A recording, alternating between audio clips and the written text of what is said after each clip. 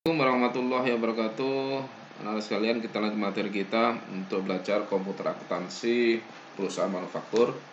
Nah, kemarin kita sudah melakukan bagaimana menginput nama bahan baku, bahan penolong, dan barang jadi. Nah, sekarang kita bagaimana cara kita menginput untuk transaksi-transaksi yang berkaitan dengan transaksi perusahaan manufaktur. Nah, yang pertama kita buka aplikasinya. Silakan dibuka, klik Mayobi-nya, klik open, kemudian cari filenya di mana kalian letakkannya. Nah, ini kebetulan, nah ini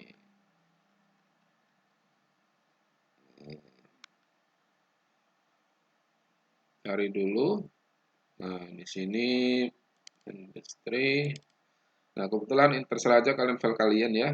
Kalian melanjutkan file yang kemarin. Nah, kebetulan Bapak di sini ada file yang saya arahkan. Nah, di sini bisa saya pilih ini. Ini terserah kalian ya, file kalian yang kemarin kalian kerjakan, klik baru kemudian klik open. Kalian buka oke, klik no. Nah, sudah kita terbuka untuk file aplikasinya. Kita buat spreadsheet 2 supaya nanti bisa memilah mana ada soal dan cara ngikutnya. Ini. Nah, kita ke transaksi, bukti transaksi. Nah, kalian klik transaksinya, kemarin sudah dikerjakan. Nah, ini dokumen yang pertama. Nah, kalau kita mau input dokumen transaksi ini, kita harus memahami ini transaksi apa, kemudian jumlahnya bagaimana, ya. Kita harus paham ya. Yang penting transaksi apa. Kemudian identifikasi buktinya ini ya. Ada bukti kas keluar. Nah, kas keluar ini artinya bahwa perusahaan mengeluarkan uang untuk melunasi hutangnya, ya. Jadi sini ada hutang yang berkurang, uang kita juga berkurang. Nah, bagaimana menginput ini? Nah, kalian harus paham fungsi-fungsi ini ya. Fungsi-fungsi dari account, banking, sales, tempeling, purchase, payroll, inventory, card file. Nah, kalau ada kaitan dengan pengeluaran uang kas, itu bisa ada dua di command center ini yang bisa dipakai biasanya ya. Tapi lihat dulu di sini kalau ada berkaitan dengan pelunasan hutang atau piutang, kalau itu berkaitan dengan piutang atau berkaitan dengan hutang, maka di situ klik purchase ini ya, pay bill ya, berkaitan dengan hutang usaha misalnya kan. Tapi kalau misalnya pembayaran misalnya untuk bayar listrik, air, nah nanti klik banking spend, nah, ini, gitu ya. Jadi harus bisa memahami ini fungsi-fungsi ini ya. Nah, ini ada bukti kas keluar dibayarkan kepada PT Makan sebesar 10.900.000 ya. Nah, buktinya adalah 2 Desember 2014. Nah, maka ini klik purchase, kemudian pay bill. Nah, ini karena pakai kas bank ya. Nah, kalau ini pakai giro ya arahkan ke giro gitu ya. Kemudian klik subplace-nya siapa. Nah, sini ada PT Mahakam. Nah, ini kalian sudah terklik ini ya. Arahkan misalnya di sini warnanya apa namanya? Eh, Letak di sini misalnya, nah arahkan ke PT Mahakam ya. Arahkan supaya nanti sesuai dengan yang ini. Baru kemudian digunakan. Nah, setelah itu, setelah muncul seperti ini, silakan kalian edit, terserah sebenarnya ya ini. Tapi kalau mau cepat ya biarkan aja. Kemudian cek nomor 1. Tanggalnya tanggal 1 Januari. Nah, ini jangan sampai enggak diedit ini. Lihat ini tanggalnya, tanggal 1 Januari 2015. Maka ini harus dibuatkan ya. 1 Januari 2015. Coba 1/1/2015. Nah, di sini ada hutang kita ya, ada faktur ya, ada nomor pembelian nomor 2 misalnya di sini. Nah, ini tanggal 25. Cocokkan ini tanggal 25 Bapak kita pernah membeli tanggal 25 bulan 12 ya, tahun lalu. Nah, sekarang kita lunasi ya kan. Nah, yang kita bayar berapa? Nah, kita lanjutkan dulu sini. Yang kita bayar adalah ini 10 juta. Sekali lagi yang dibayar ya. Bayar 10 juta 900. Di enter. Nah, sekali lagi di sini ada faktur kita, jumlah awal hutang kita sekian. Nah, ada diskon enggak nih? Nah, kalau ini lihat di sini diskonnya, angka yang di sini dengan di sini beda. Nah, ada kemungkinan pemotongan diskon ini diambil dari harga barangnya aja, tidak kaitannya dengan hutangnya. Karena biasanya kalau dengan hutangnya itu ada potongan dari PPN, ada nah itu kebetulan dan kebijakan ini dia ngambil dari harga barang yang dibeli berapa nanti disitulah dipotong PPN-nya, dipotong diskonnya ya, bukan potongan. Jadi diskon ini bisa diambil dari hutangnya, bisa juga diambil dari harga barangnya sendiri. Nah, ini tergantung kebijakannya perusahaan mau seperti apa. Nah, kebetulan di sini saya pakai dari harga barangnya. Dari mana? Kok saya nggak hanya 100 di sini 100.000. Nah, kalian bisa lihat di sini utangnya. Nah, ini pembeliannya 100 juta. Sorry, 10 juta. PPN-nya kan 1 juta. Nah, kita ngambilnya dari sini aja. Misalnya 2% ya, atau 1% tadi ya, 1% dari 1 juta adalah 100.000. Ini kita ketik, kita rubah sesuai dengan yang di soal di sini. Nah, 100.000 ini, ketik aja. Baru di tab. Nah, tab aja gunakan mouse sebelah kiri ya. Kayak keyboard sebelah kiri ada tulisan tab itu ya, kalian tab aja. Nah, muncul seperti ini, baru di enter. Nah, imbang ini ya. Jadi ini tidak boleh ini terisi sehingga biasanya tidak imbang gitu ya. Kalau misalnya kita ketik angka berapa nanti tidak imbang. Nah, ini kalau in out balance-nya sudah 0 berarti sudah imbang, antar debit sama kredit sudah imbang. Nah, baru kemudian di record. Nah, muncul print letter klik. Nah, ini berarti tersimpan. Nah, sekali lagi setelah kita ngerjakan seperti ini, kita mau ngecek. Nah, kita lihat jurnalnya ya. Nah, klik jurnal di sini. Tapi kalau misalnya sudah tertutup ya misalnya tertutup gini. Kalau misalnya masih gini langsung klik aja jurnal sini ya. Tapi kalau misalnya tertutup, oh sudah tertutup. Nah, ini cari transaksi jurnalis ya. Terserah di mana aja banyak itu transaksi jurnal. Nah, transaksi jurnal ada. Jadi apa yang kita input itu harus muncul di jurnal kita misalnya ya. Kecuali kalau nanti yang order atau apa itu biasanya tidak muncul, tapi sebagai bukti terinput di aplikasi MyBi-nya. Nah, misalnya transaksi jurnal, klik transaksi jurnal, terserah aja di mana yang penting tarik transaksi jurnal. Nah, kemudian atur di sini tanggalnya, ya tanggal 1 bulan 1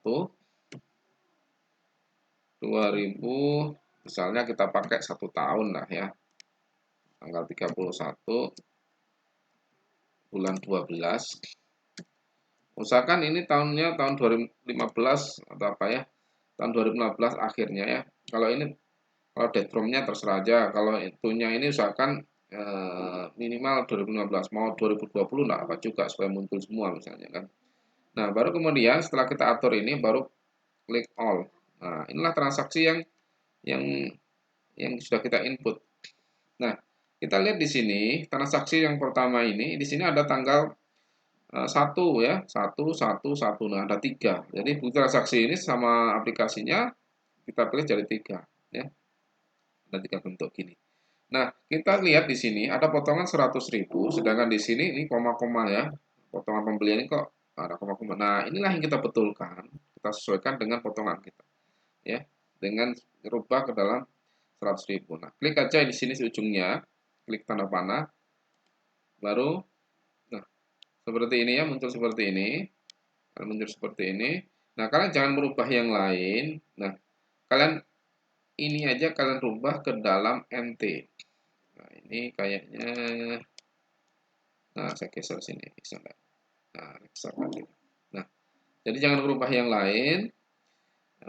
Jadi muncul gini kan, kalian klik ujungnya sini, baru kemudian arahkan PPN ini karena pembelian itu tidak ada pajaknya ke NT atau not reportable ya. Atau yang lain nanti ada bentuk yang lain, kata-kata yang lain, tapi cari aja NT ini ya, baru digunakan teks kodenya ini. Nah, sudah berubah ini ya. Nah, sekali lagi, kalian yang merubah yang di sini aja ya. Baru kemudian oke. Nah, sehingga perubahan tadi sama aplikasinya akan ditaruh di bawah sini. Nah, ini ada potongan pembelian sebesar 100.000. Sama kan 100.000 ya, seperti ini. Nah, ini bukti transaksi yang pertama. Nah, kalau sudah memperbaiki tadi, kalian close. Nah, tampilkan comment center seperti ini. Nah, inilah di comment center. Nah, berikutnya kita mau coba untuk bukti transaksi yang kedua, bukti kas masuk. Kalau tadi itu pengeluaran, sekarang kas masuk. Artinya ini kita menerima uang. Ya, sekali lagi kalau yang pertama tadi kita mengeluarkan uang, kalau yang ini kita menerima uang. Nah, bagaimana cara mengerjakannya? Untuk penerimaan uang sebenarnya ada dua pintu. Satu adalah sales, yang kedua adalah banking. Ya. Nah, kalau ada kaitan dengan faktur seperti ini, maka kalian klik sales, receive payment. Ya. Tapi kalau misalnya ketika masuk, misalnya penjualan kendaraan kalian, bisa banking, receive money, gitu ya. Tapi kalau ada kaitannya dengan faktur, maka kalian klik sales, kemudian receive, receive money ya, ya, receive payment, ya, ada receive payment, sales, receive payment. Nah, kemudian kalian klik customer-nya siapa. Di sini adalah toko hikmah. Arahkan ke toko hikmah. Nah, ini ada. Kemudian yang diterima berapa? Yang diterima ini 6 juta atau yang di sini juga bisa ya. Jumlah yang diterima 6.300.000. Nah, metodenya terserah mau diisi dengan cek boleh. Nah, sini misalnya cek boleh ya. Kemudian ID-nya misalnya, nah ini KM, ketika masuk kita KM 1 misalnya. Nah, tanggalnya sesuaikan dengan tanggal soal 2 Januari 2 bulan 1 2015. Nah, di sini ada jumlah fakturnya adalah 6.600.000, betul ya? Nah, transaksinya tanggal 25 Desember 2014, betul. Nah, diskonnya berapa di sini? Nah, di sini kosong. Nah, karena di sini ada potongannya, maka kalian klik di sini. Nah, biasanya kalau kita klik apa namanya enter, nanti biasanya otomatis akan muncul benar tadi ya. Karena tadi kita belum enter. Nah, kalau misalnya ini sudah muncul angkanya 300 ya. Nah, ini karena tidak sama dengan apa namanya dengan yang di soal, maka kita ketik sesuai dengan di soal. Misalnya di sini 300. Ketik aja 300 itu. Baru kemudian sekali lagi jangan di enter setelah ngetik ini. Kalian gunakan tab atau diklik di sininya ya. Sekali lagi gunakan tab pakai jari atau diklik di sini ya. Baru kemudian di enter. Nah, setelah itu di record. Nah, print letter. Nah, setelah di print letter, kalian lihat jurnalnya yang sudah masuk tadi. Nah, ini kalau seperti ini hanya resep aja yang muncul ya. Nah, tampilkan all ya. Sekali lagi tampilkan all supaya muncul ketiga-tiganya. All. Nah, baru tarik paling bawah. Nah, transaksi tadi ini dokumen 2 ini hanya 1 2 3 ya, 1 2 3. Ya, 1 2 3. Jadi lihat di tanggalnya tanggal 2. Nah, di sini potongan penjualannya sebesar 300, sedangkan di sini koma-koma. Nah, ini yang kita betulkan ya. Kita sesuaikan dengan yang di sini. Nah, caranya gimana? Sama seperti tadi, klik ujungnya sini, panahnya sini. Kemudian cari rubah satu aja yang kalian rubah ya. Nah, yang BPN ini rubah ke dalam NT. Nah, sekali lagi, yang BPN tadi di sini tadi rubah ke dalam NT, klik ujungnya di sini, baru nah seperti ini, baru arahkan ke NT sini ya. Nah, sekian berubah, setelah itu di oke. Nah, lihat nih sekarang transaksi jurnalnya. Transaksi jurnalnya sekarang sudah berubah, potongan penjualannya 300.000 ya. Berarti sudah sama dengan ini. Oke, berikutnya untuk dokumen 3, kalian close di sini, tampilkan comment center. Nah, tampilkan comment center. Nah, seperti ini. Adalah bukti memorial. Di sini ada dari bagian akuntansi tentang bagian gaji dan upah. Nah, ini menyerahkan daftar gaji bulan Januari. Sekali lagi, ini baru menyerahkan daftar gaji, rekapan gaji bulan Januari. Dan di sini karena bukti memorial, artinya di sini belum ada transaksi pembayaran kepada bagian-bagian ini, hanya rekapannya. Tapi di sini saham perusahaan sudah diakui beban gajinya, ya. Berarti di sini perusahaan sudah ada menganggarkan beban gaji sekian, tapi belum dibayar ya. Jadi masih hutang. Nah, bagaimana inputnya? Nah, kalian klik.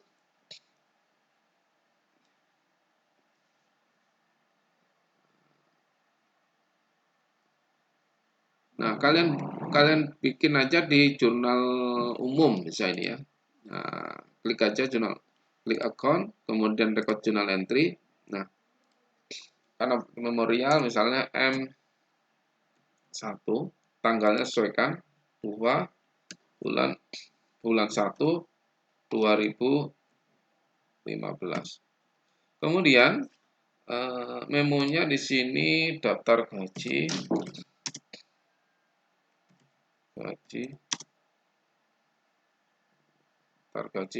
bulan Januari misalnya. Nah, karena ini belum dibayar ya, berarti tetap ada pengaruh beban. Nah, kalian cari beban gaji, ada enggak di sini? Nah, beban gaji biasanya kode 6 ya, beban itu kode 6. Jadi kalau mau cepat, klik di sini. Nah, ketik 6 gini ya. Nah, kode 6 misalnya, beban gaji. Nah, ini beban upah dan gaji ya. Nah, jadi satu nih ya. Jadi ada direktur, gaji direktur, kepala pemasaran, kepala administrasi, mandor, buruh pabrik. Nah, ini beban gaji baik itu untuk yang nanti yang dibebankan pada produk, yaitu misalnya nanti mandor, buruh pabrik, itu kan beban pada produk ya. Nah, ini ada gaji secara umum nih ya. Nah, karena akunnya hanya satu, beban upah dan gaji, kalian gunakan yang akun ini, beban upah dan gaji digunakan. Nah, angka yang beban gajinya berapa di sini ya? Nah, gaji dan upahnya misalnya upah dan gaji ini berapa? Misalnya 44 juta. Nah, kemudian ada pajaknya. Nah, ini pajak. Nah, yang di pajaknya berapa? Kita cari kode 2 biasanya ya. Utang PPh badan. Sorry, utang PPh karyawan karena ini pajak karyawan ya, pajak karyawan di suatu perusahaan ya. Klik aja ini. Nah, karena ini beban gajinya debit, di sini kredit ya. Nah, sesuaikan angkanya jumlahnya 2.200.000. Kemudian untuk utang yang lain yaitu hutang upah dan gaji ini. Nah, kalian klik di kredit. Nah, otomatis dia jumlah sendiri, setelah itu di enter sehingga antara kanan kiri ini sudah imbang. Nah, cirinya gimana imbang? Out balance-nya sudah 0. Kalau belum 0 berarti tidak imbang ya. Jadi debitnya adalah beban upah dan gaji, kreditnya hutang PPh karyawan, kreditnya lagi hutang upah dan gaji. Nah, setelah itu direkod. Nah, kalau mau lihat jurnal, klik aja di sini, boleh langsung. Nah, kasih all, nah, supaya muncul semua. Nah, transaksi yang kita bikin tadi, ini tanggal 2, ini beban upah dan gaji sekian, utang PPh karyawan 2 juta ini, utang PPh gaji. Oke. Dengan tadi anak-anak kita menginput buku transaksi dokumen 1, 2, dan 3 ya. Kita cukupkan sekian. Wassalamualaikum warahmatullahi wabarakatuh.